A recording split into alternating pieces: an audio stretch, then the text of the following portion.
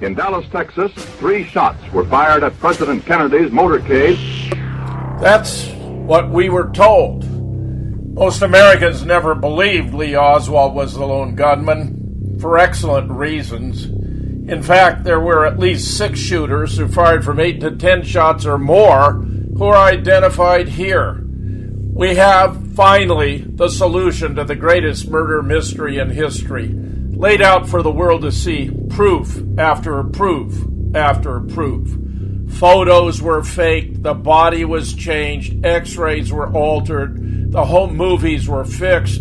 15 experts contribute to a 529-page book with 1,037 photos and diagrams in black and white and color.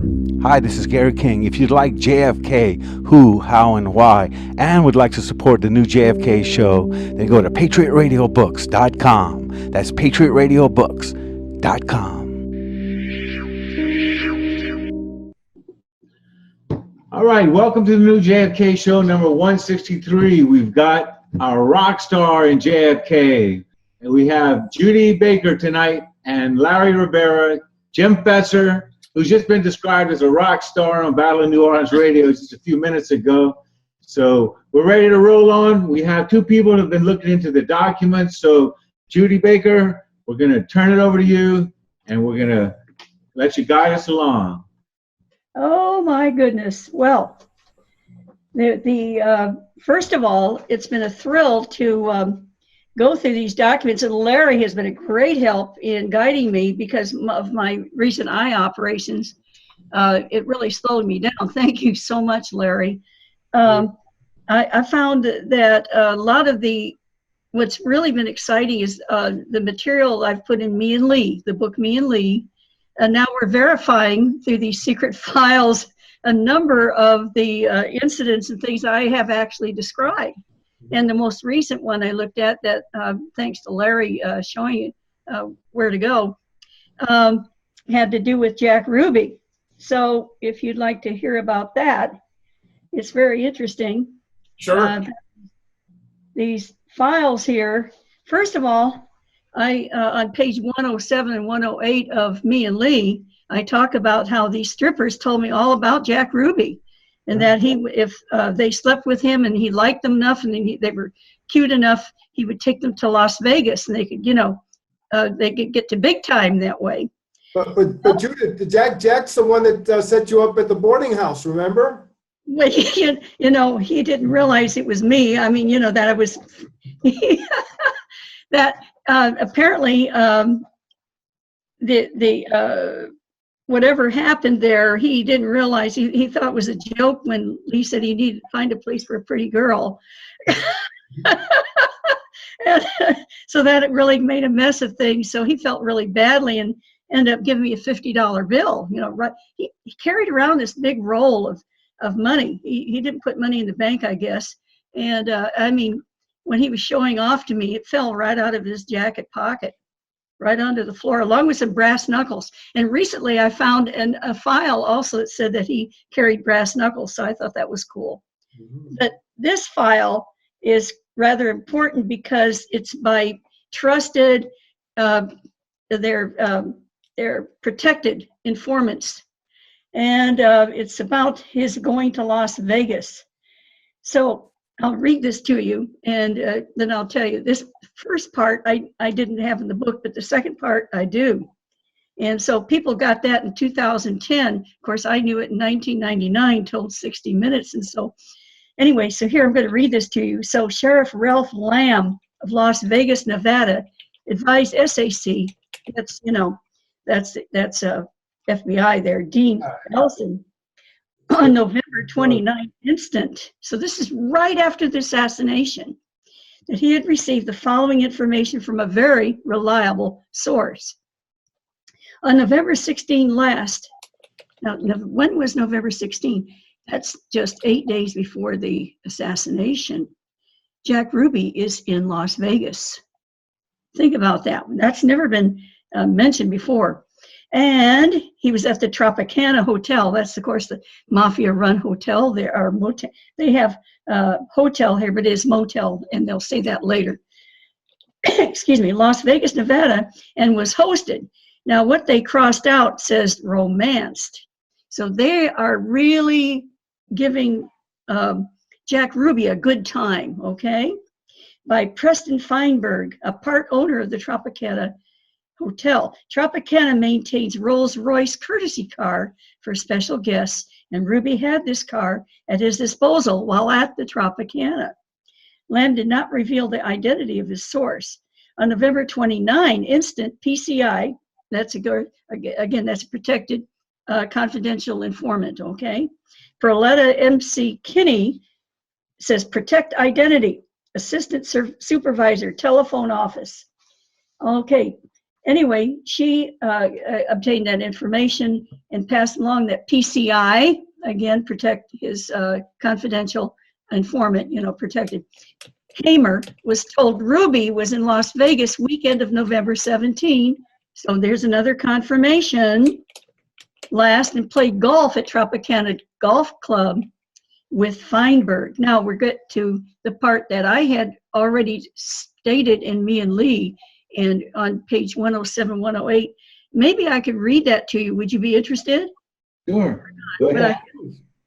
What I have in Me and Lee, because it's then you'll, because my version is a little more racy than theirs,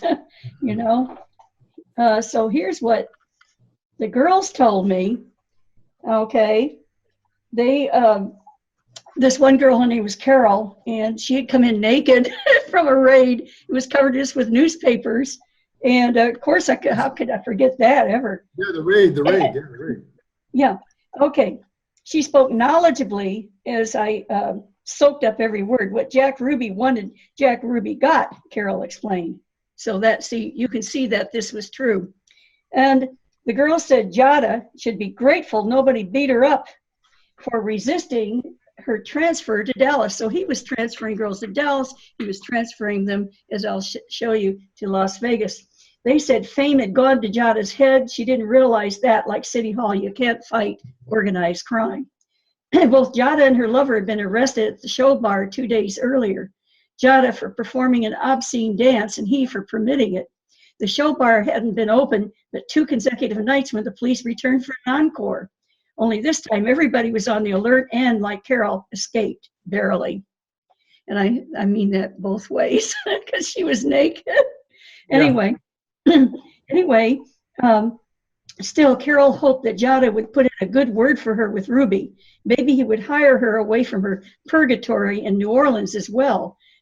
It was that despite his notoriously aggressive behavior, Ruby was a generous man who treated his girls well. He bought fancy clothes for them and took care of them, of their abortions and penicillin shots. Right.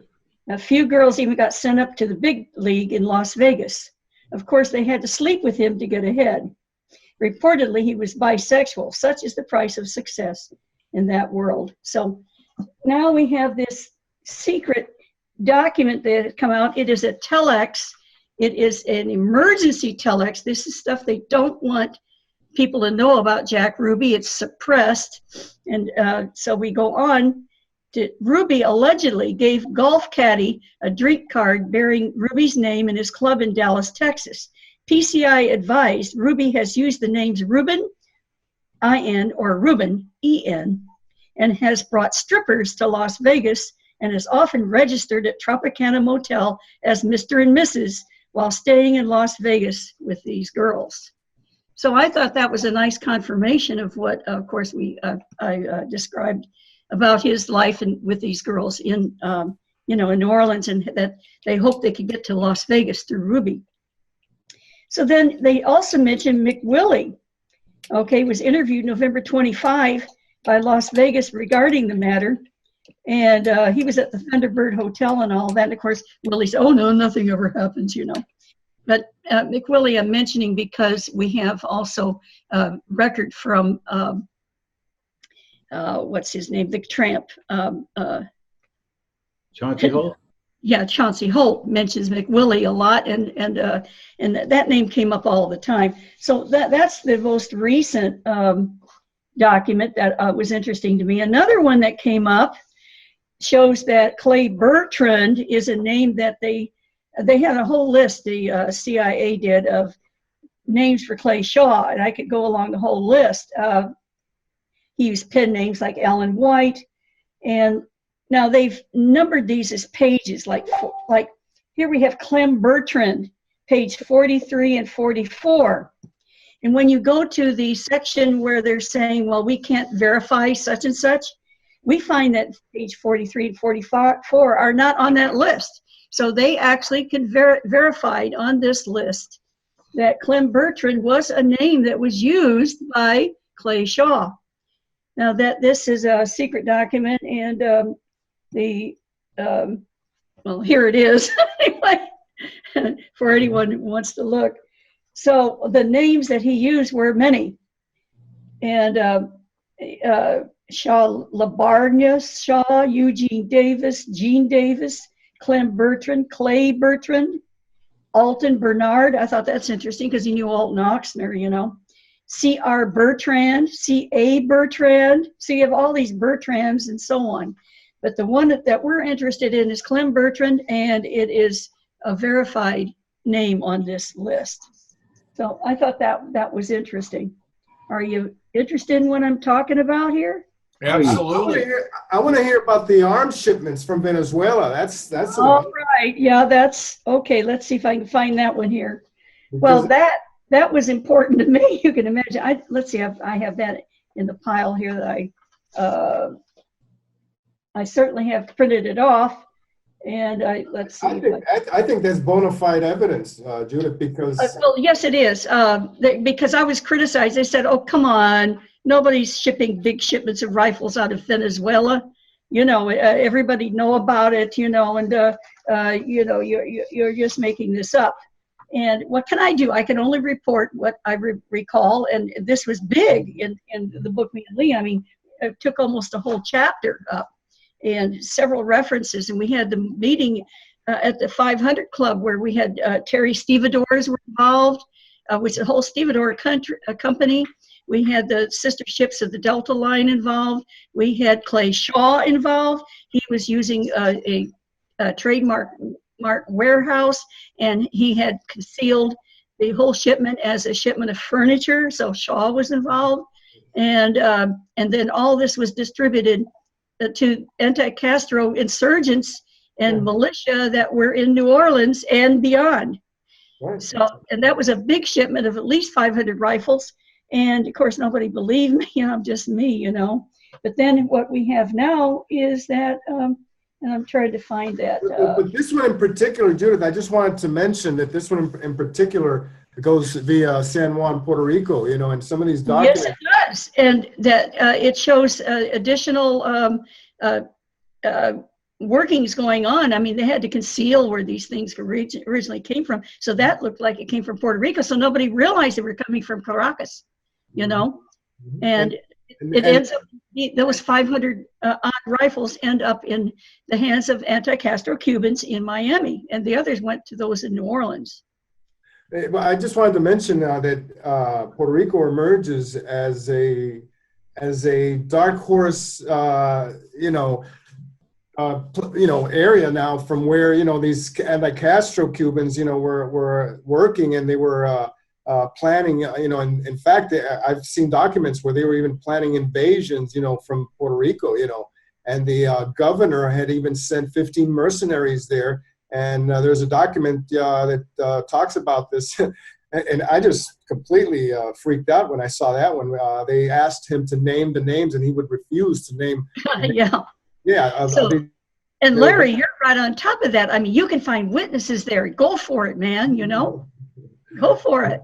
Well, that's a long time ago. You know, a lot of those people are long gone. But, there's a lot of really good information coming out that brings Puerto Rico into this whole picture, you know, especially about the anti-Castro movement. In fact, Alpha 66 was founded in San Juan, Puerto Rico, and so was Jure, Jure, Jure. They were founded. They started that organization in Juana Diaz on the south coast of Puerto Rico. So it's very interesting. A lot of these documents are really, you know, in Puerto Rico into the picture. They're fantastic, and they're ongoing. We've had, there are other documents have also come out. Gee, let's see. We have, oh, you know how Garrison would, I thought this is just a little aside.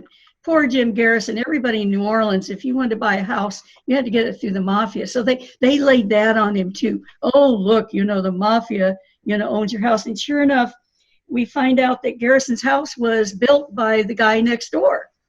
And the guy next door worked for Marcello, So that's the way it was. And, but here's what's interesting in this little document here. It says that his name was Frank Acipinti. Anyway, he is Italian. Let's put it that way. And he's associated in numerous business ventures and still in business with a company known as Southern Tours in New Orleans on Airline Highway right next to Marcello. And he's a longtime business partner of Carlos Marcello. Informant stated that Garrison arranged for an apartment for one Mark Lane, and that Lane currently has this apartment at 833 Dauphine Street, New Orleans. I mean, that's just a few blocks away from Clay Shaw, but I thought it was very interesting that Garrison gave Mark Lane an apartment there. No, and did you know that apparently during Mark Lane's stay in New Orleans, they tried to set him up, in a sexual situation? Oh, sure, of course. And sex is so easy to procure for anyone whatsoever in New Orleans. In this case, it with sex. Okay, so that's very interesting. Well, there are all kinds of interesting things that, of course, one of the files I was extremely interested in, and it's side by side with files saying, this didn't happen, Yeah, the Roca Helms. Huh? The Roca Helms memo. Yeah, and more, because we have another memo showing that Sylvia Duran said she was very pleased with herself at the story that she gave to the Mexican authorities, that it was just a blonde guy and it wasn't Lee Oswald, Mm-hmm. So we have the CIA looking at this, and then of course the story they put out is, oh no, she wasn't sleeping with Lee Oswald, and yet we have another document that came out that said from a trusted informant that yes, she said she had. And of course, I've received a lot of criticism because of Senora Durand and her exploits with Lee. And some people said, how can you love him if he did something like that? I mean, this is right after we're watching the James Bond movie, And Dr. Noah, he's sleeping with everybody on the planet. James Bond is, and I have to sleep with my husband that I wanted a divorce. He's having to sleep with Marina that he wanted a divorce, and I should be upset because he's trying to get information from Sylvia Duran to finish our project there, and he told me about it. See, he was so honest with me. Mm-hmm. So I have stuck with that, and I went to the National Archives and found tons, just stacks and stacks of papers that Peter Dale Scott had written about Duran and trying to figure it out. And he did not have this document, so he did not, he just assumed that was just a rumor and a lie, is what I gather from all the handwritten material. He worked so hard trying to figure out what was going on. So Duran's husband said, oh no, the Mexican police didn't do a thing to her. Heck, they did. They were hard on her. They wanted to get information. Everybody knew that she had been consorting in some way with Lee Oswald. That's why they arrested her. And the CIA said, we made a mistake. We shouldn't have let it happen. Anyway, she was, a sweet little girl who did get along with people that way from time to time. And she was pretty. You don't have pretty pictures of her because they're just showing her snapshots, but she was really a very pretty woman. Anyway, she had... Yeah, absolutely. I have pictures of her, yeah. Yeah, she was. And she was claiming she wasn't a communist and all this kind of thing, but she was working with ASCII, and that's the other file that I found very important. It turns out that ASCII, they really wanted him to defect to the United States. That's right. And yeah, and he was really all the time helping people who shouldn't have entered Cuba to get in. And yeah, we've got these files. And yet, so Lee is working with Askew. He knows who to go to.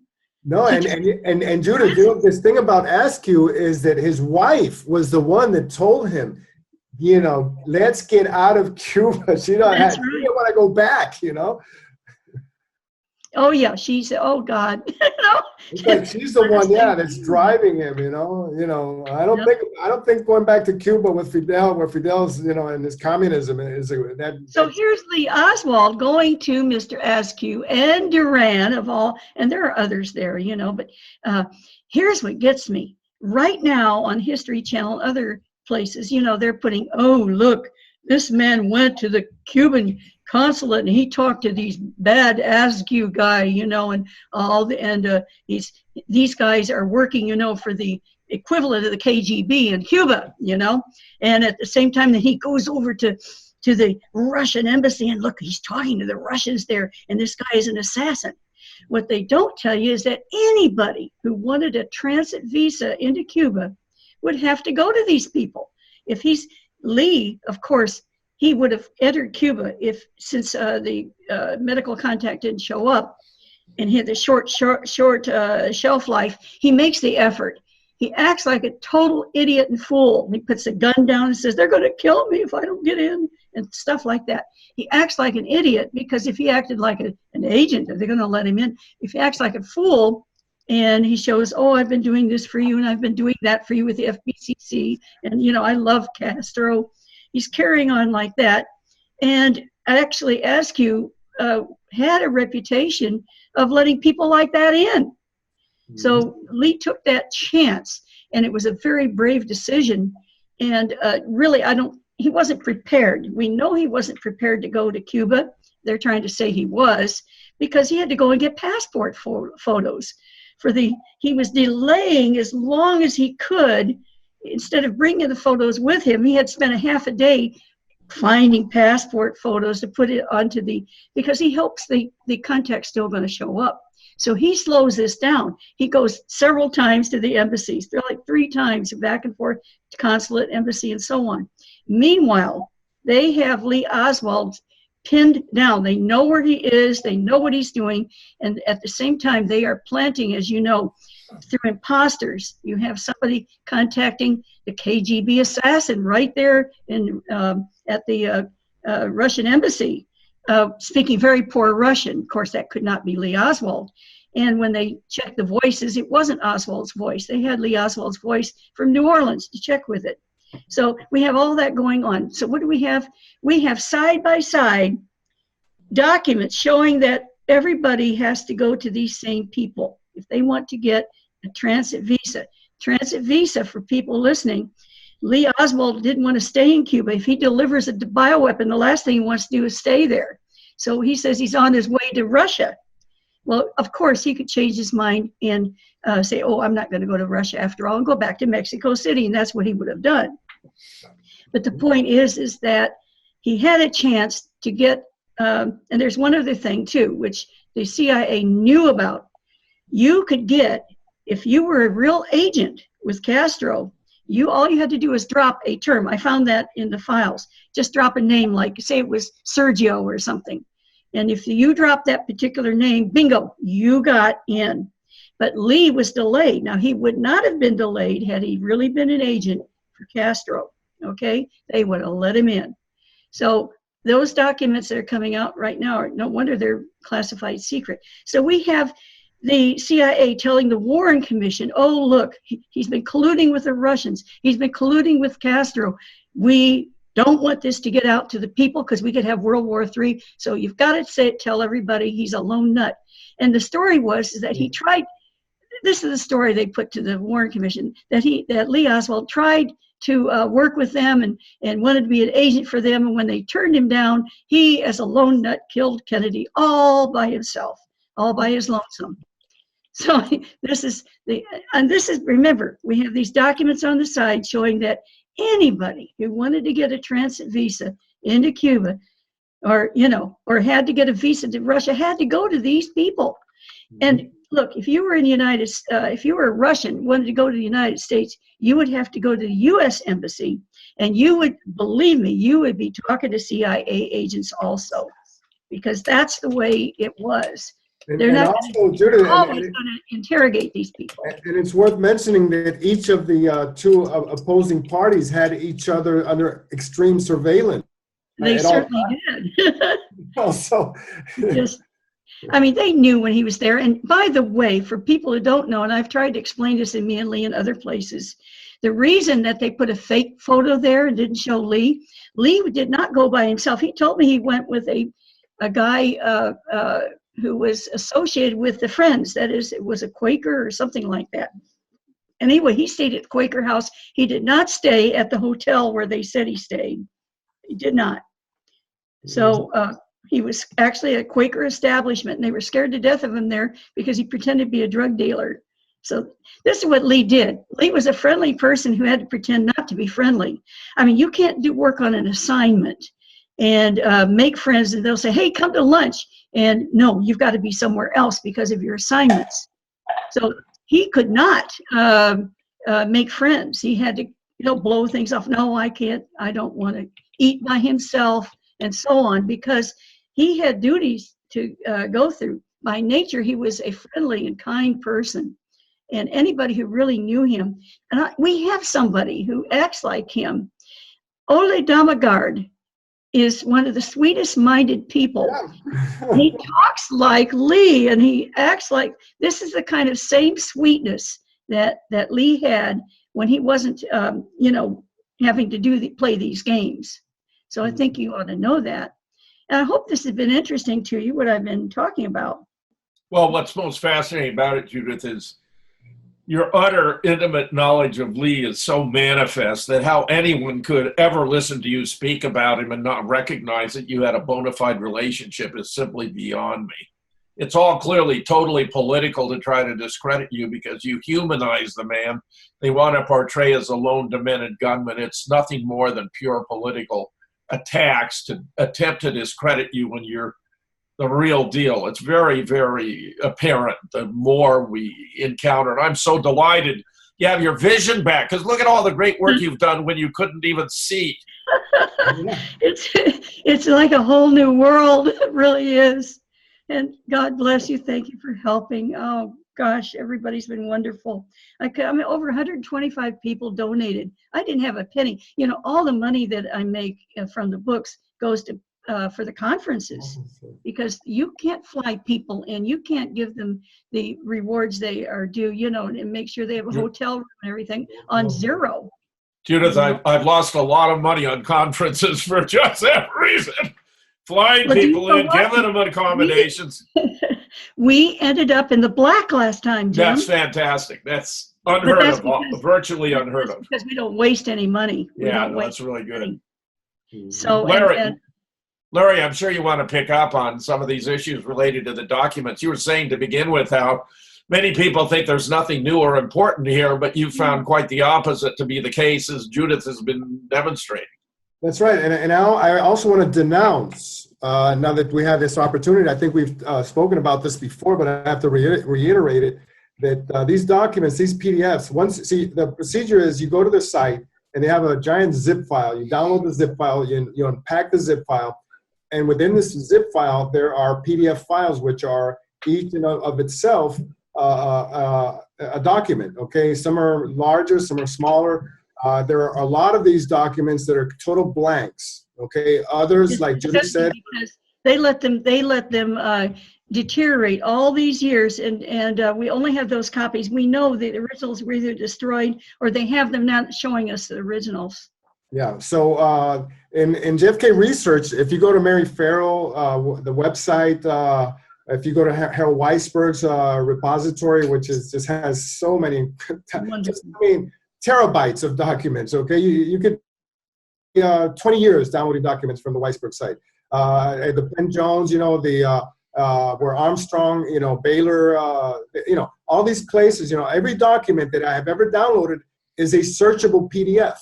Okay, now in order to get a searchable PDF, you have to have a special brand, an upgrade of the Adobe software, which recognizes and does an OCR, optical character recognition, of the document at the time that you scan it.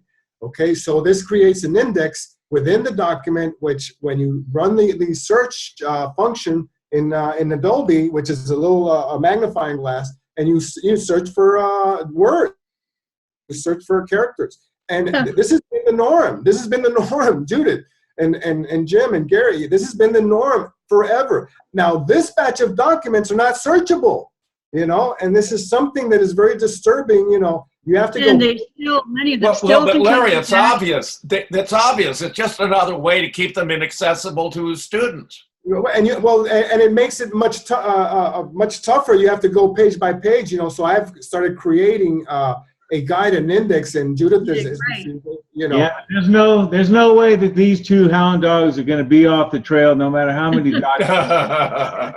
So JFK Show number 163. The procedure that I use for that is I scan the document. I just visually, just very slightly mention, you know, what it's about, who it mentions, you know. So I leave the name of the PDF file, but then I add my little note, you know, as far as, you know, what it talks about. Thank God too, because can you imagine they only identify these by numbers? How cruel! You know, I know, and now that you mention the numbers, Judith, if you look at the sequence, there are some files that are missing.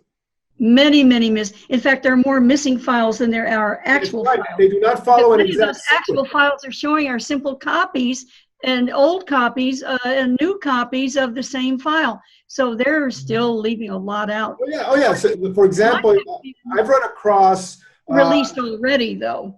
I've run across, you know, where you cannot. There are maybe from one there might be 8 documents, and there's 2 missing in that sequence, and you know, and right throughout the entire stack of PDFs, you know. So for sure. You know, there's a lot of stuff. Hey, maybe they have at least tax records there that they haven't released. You know. Well, hold that thought right there, Judy.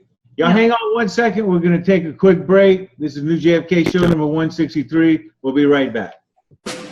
In Dallas, Texas, 3 shots were fired at President Kennedy's motorcade.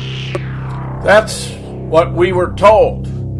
Most Americans never believed Lee Oswald was the lone gunman, for excellent reasons. In fact, there were at least 6 shooters who fired from 8 to 10 shots or more who are identified here. We have, finally, the solution to the greatest murder mystery in history, laid out for the world to see, proof after proof after proof.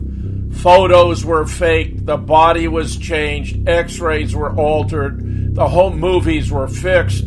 15 experts contribute to a 529-page book with 1,037 photos and diagrams in black and white and color. Hi, this is Gary King. If you'd like JFK, who, how, and why, and would like to support the new JFK show, then go to PatriotRadioBooks.com. That's PatriotRadioBooks.com.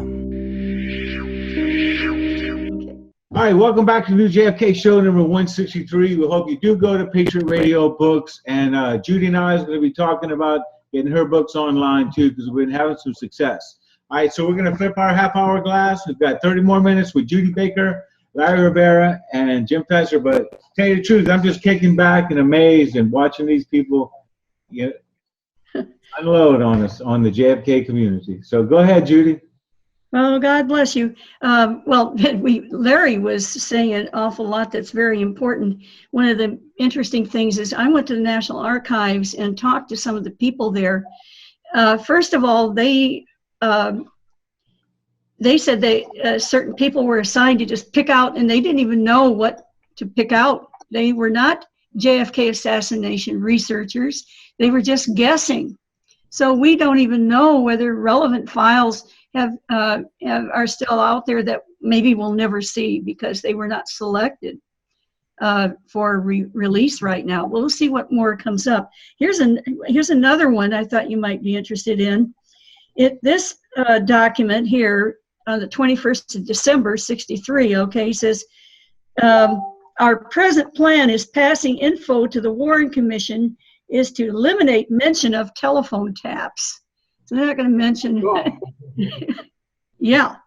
So in order to protect your continuing ops, we'll rely instead on statements of Sylvia Duran and on contents of Soviet consular file which Soviets gave Bassett here. File shows both Oswald and wife were dickering with Soviets in Washington by mail to get permission to return to Russia.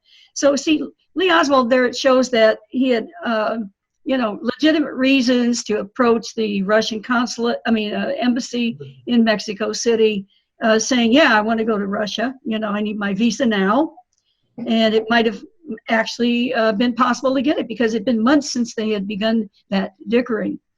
But no, the CIA has to tell the Warren Commission, look, he's gone there to consult, and collude with the Russians, right?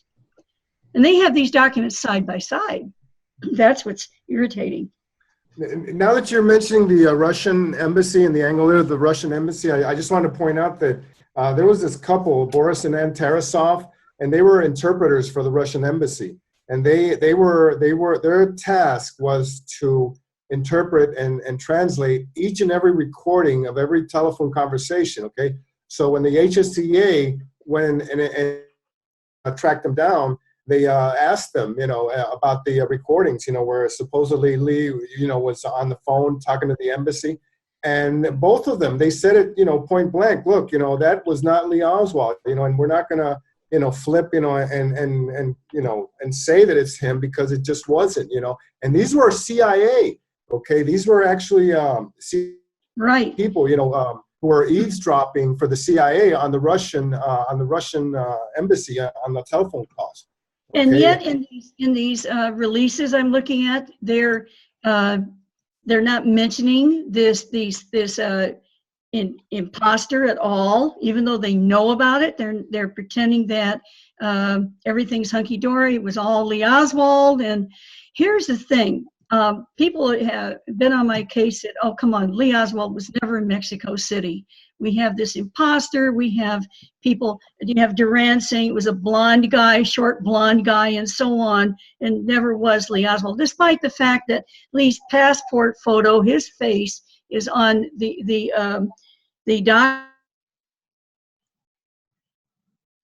visa to Cuba. Now, they had a problem because what if people said, yes, this is an authentic document? So we also have some documents now showing, well, how, what they're trying to do is hopefully they could prove that the document was forged, but they can't because they found out the typewriter, the letter E was a certain, it didn't strike as forcefully as others. You could see that on other documents. So that transit visa application was an original. And Lee Oswald was there, and that's his photo. But no, what they do, and here's what we have here on another document. It says, Sylvia Duran first arrest was public knowledge, and of course they were sorry about that. She's back in the office now and seemed quite pleased with her performance. So yes, I saw that one. Yeah. So that document is 104, 102, 62, 103, 55. God help us that to find these things when they're numbered like this. Another thing that I notice about these documents is that as you follow the sequence, a lot of them are actually the folder. They open the folder and they start scanning pages, and most of the documents, they follow the same. For example, the same person, the same organization, that whoever that file corresponds to. And I found that it's been pretty easy to classify, different batches, files, in that way because, the folder, they just, opened it up and started to scan, Well, I still need your cryptonym list.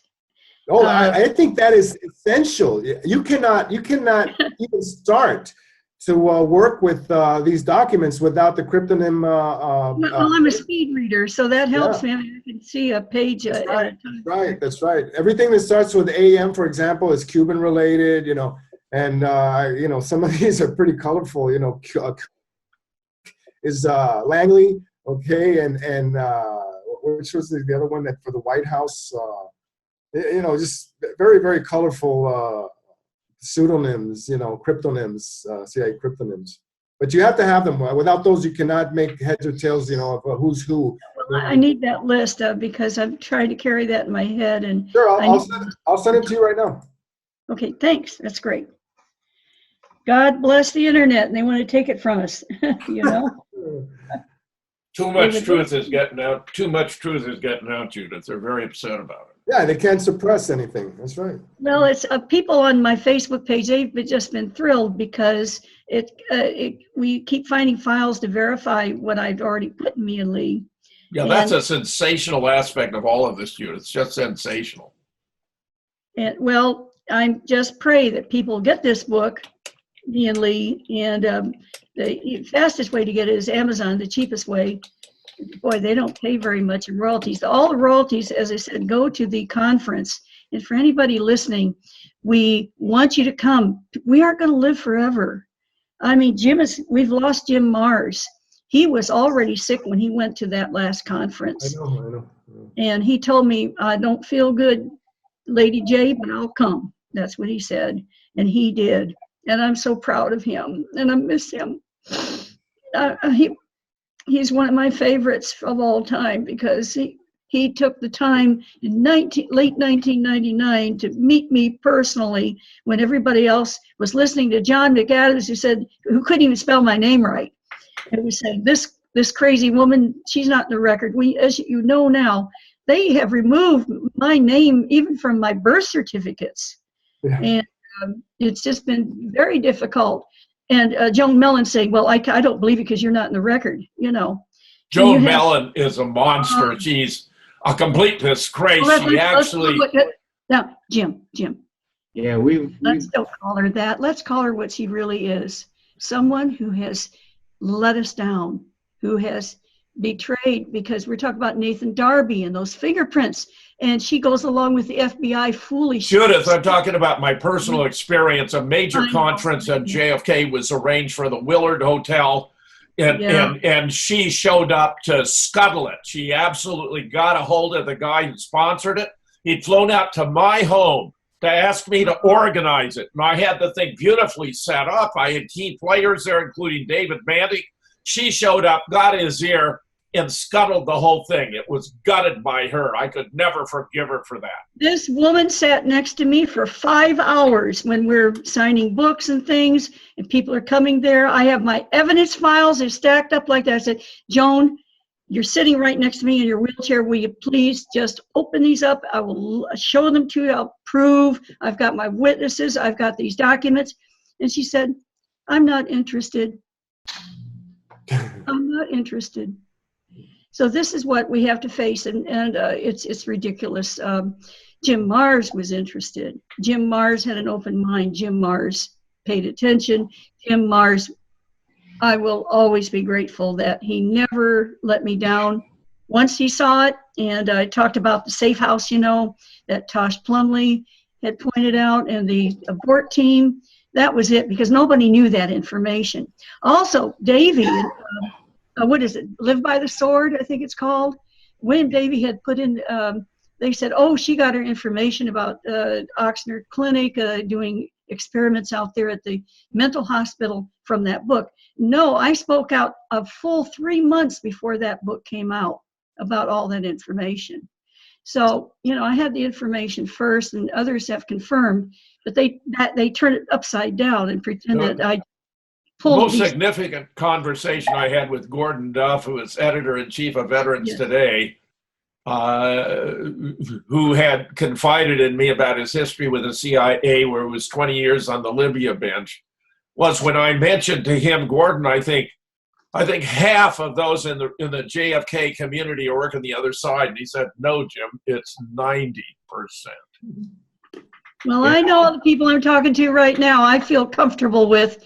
And I go by my gut feelings. And Joan Mellon, if we go back, this woman, her animosity comes from the fact that I had written to Bertrand Russell, and her former husband was his secretary. And she consulted him, and he said, oh, no, this woman never wrote. only one letter to Russell, not two like she claims, you know, and therefore I was a liar.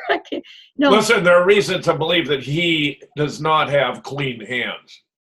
Well, that's right. Here's the thing. He actually, Schoenberg, or whatever his name is, Schoenfeld, whatever, Ralph, anyways, his first name. Ralph. Yeah. Schoenberg, I think. Schoenberg. Yeah, right.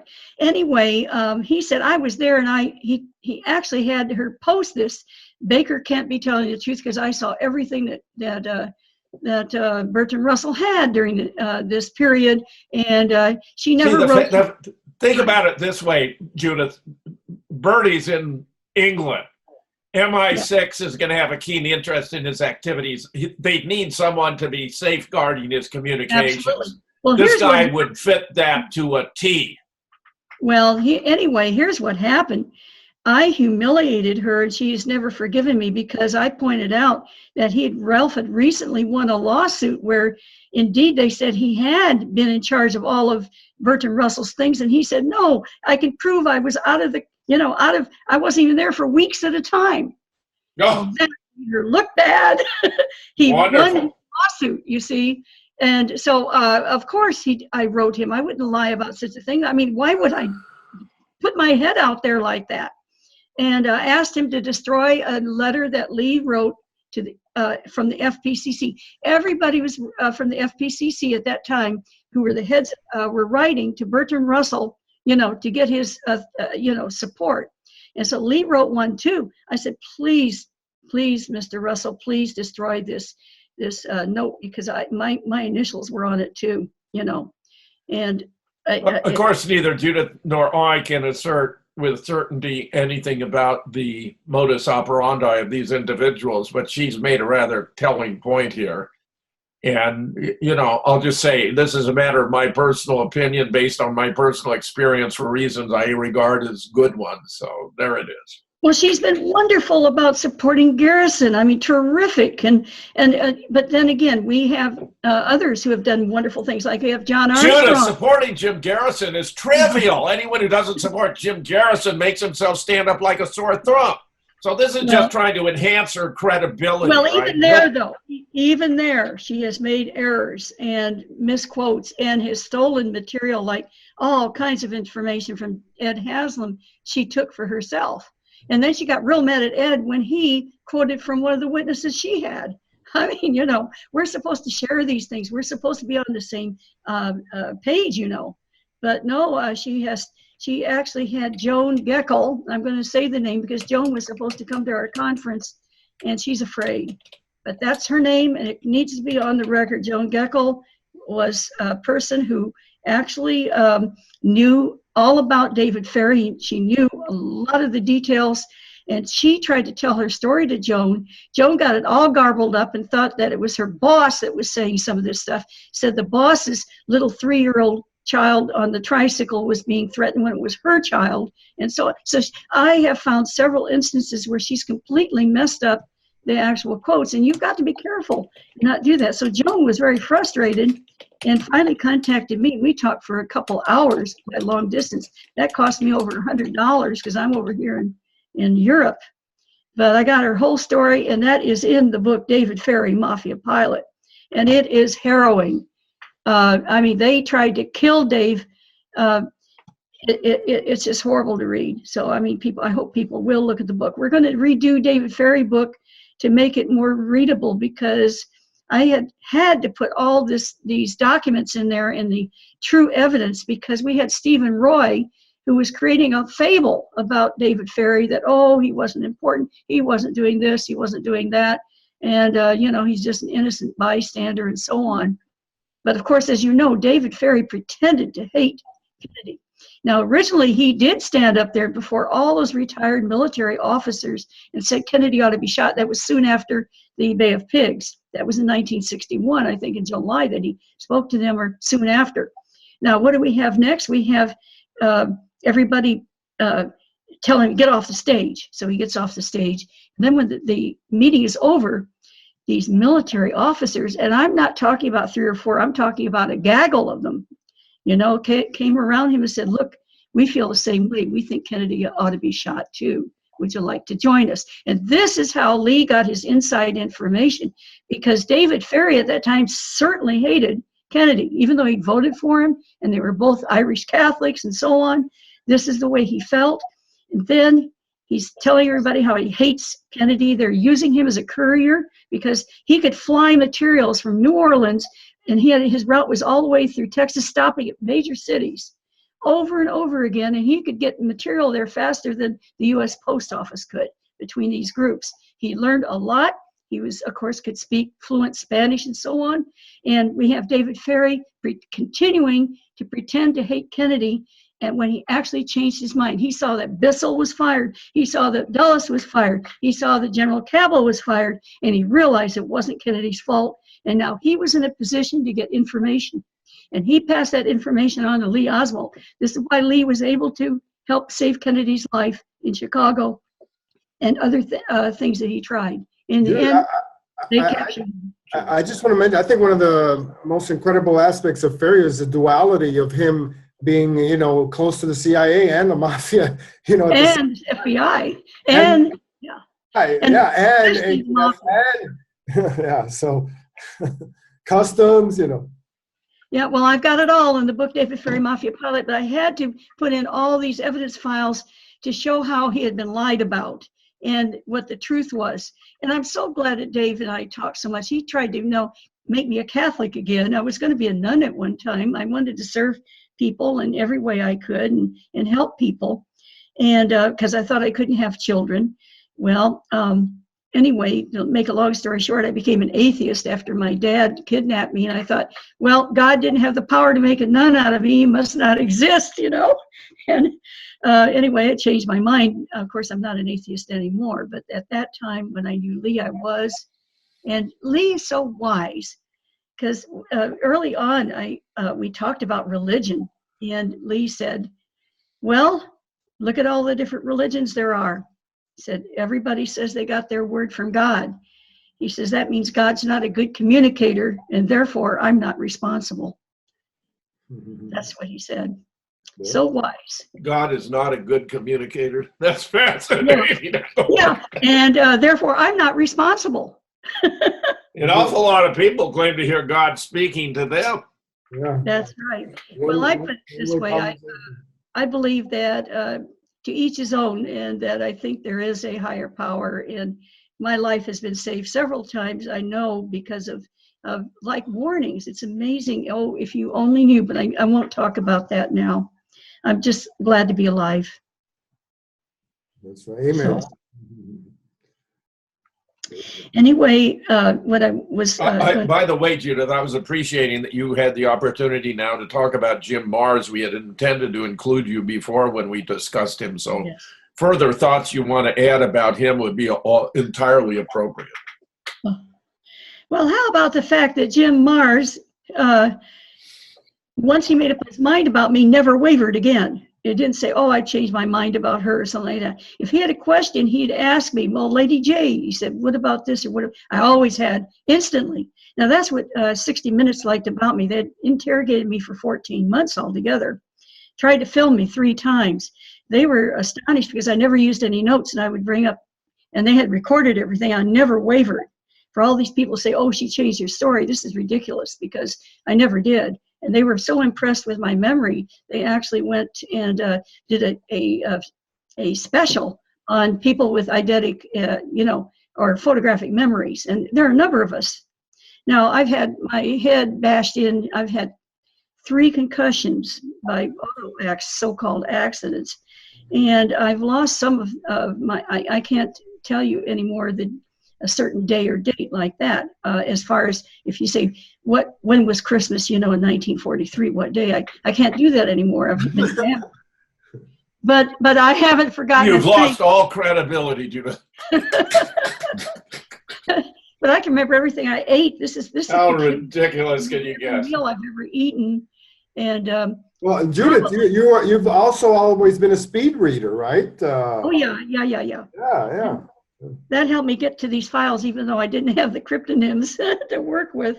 Like I just sent them in your mailbox. Yeah, thank you so much. Here's the thing about this is another reason they sent me there. They had all this information in all these journals and unpublished stuff, and they had nobody who could go through it that I was fast. going to just mention that, and Dr. Oshner and Dr. Sherman and, you know, everybody, they wanted you to read the periodicals and the journals, you know, and so, and one time you had them at the house, and Bob, you know, came in and you had to hide everything.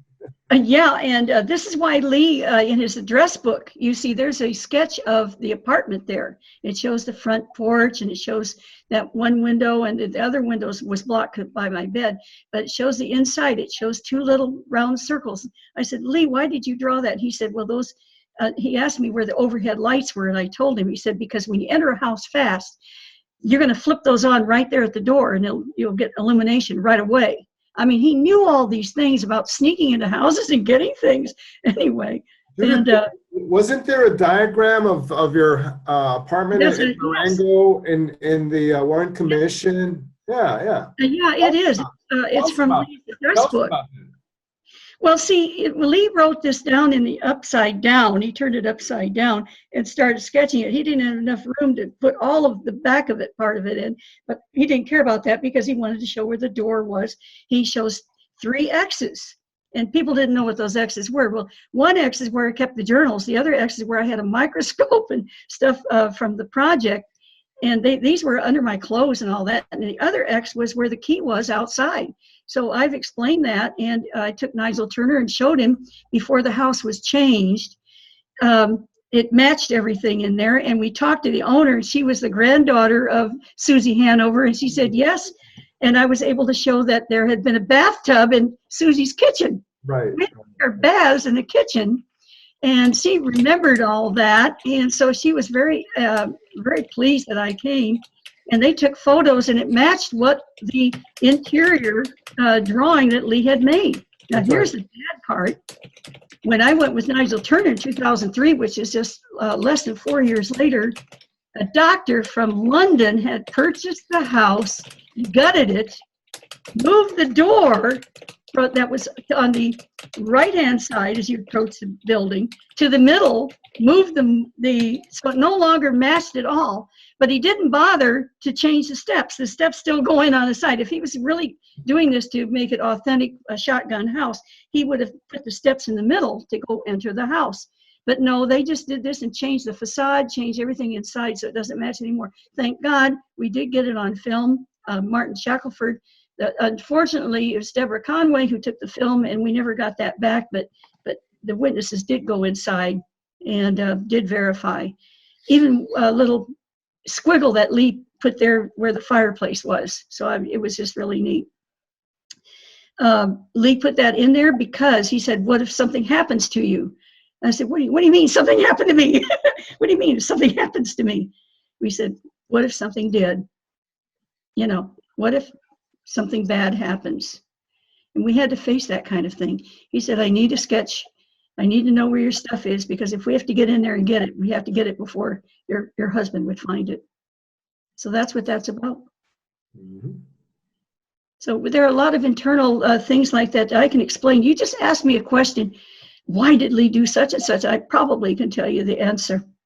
And that's the way it is, because he didn't have people that he could confide in or talk to.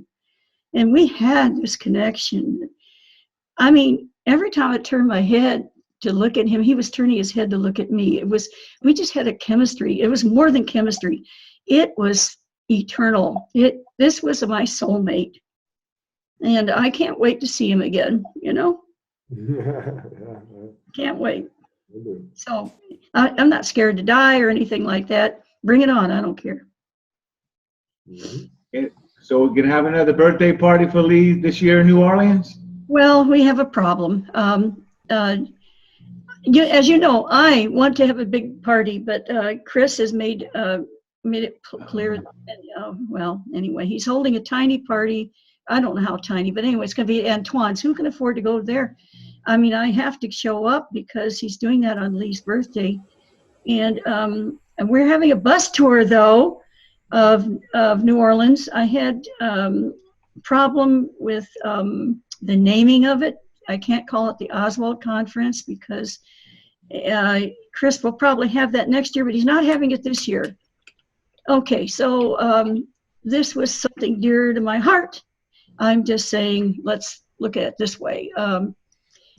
This bus tour, I hope people will sign up. They have to go to JFK Conference at yahoo.com to pay PayPal $100. We have only 55 seats, but imagine we're going to go to every single site. We're going to record this. We're going to make sure that we have it on the record, all the places that Lee told me about. Just tonight, Tosh Plumley wrote to me and reminded me, you remember about the safe house? And of course, Lee had shown me that safe house. Another thing I told Jim Mars about, and that only Plumley had ever told him, that's the safe house right behind Beckley. Now, you do know about that safe house, right? Beckley in Dallas? Yeah, the safe house behind. No, behind. It's a property that's right on the same lot with Beckley. It's behind it. I've taken people there to show them. Judith, we only have a minute to go. We want to bring you back. This has been such a joy to have you here. I'm so glad your vision is back to normal. This is fantastic. Gary, Larry, do you want to have any final words? I'm just delighted to have had Judith with us tonight. No, well, we have a living legend here in our presence, and we need to get the full benefit of it. We're gonna bring you back very, very soon. Gary, you want to take us out? No doubt about it. Sometimes you got to know when to just sit back and enjoy. So that's what I've done tonight. It's been a great show. JFK Show number 163. Judith Barry Baker. We'll see you soon. Bye-bye. Have you ever wondered if we really did go to the moon? If Paul McCartney died in 1966 and was replaced by an even better musician? Did you know that Saddam Hussein died in a B-1 bomber strike on 7 April 2003 and was replaced by one of his doubles who was put on trial and hanged in his place? Or that Osama bin Laden died in Afghanistan on 15 December 2001 and was buried in an unmarked grave in accordance with Muslim traditions? That the raid in Pakistan was faked? There is more, including 4 chapters about the end of World War II, which prove that events we have been taught were very different than we have been told. Don't let yourself be played. Check out And I Suppose We Didn't Go to the Moon Either. Hi, this is Gary King. If you're interested in the book, And I Suppose We Didn't Go to the Moon Either, with the moon landing, Paul McCartney, Osama bin Laden, and the hoax of the century that is unspeakable, then go to PatriotRadioBooks.com. That's PatriotRadioBooks.com.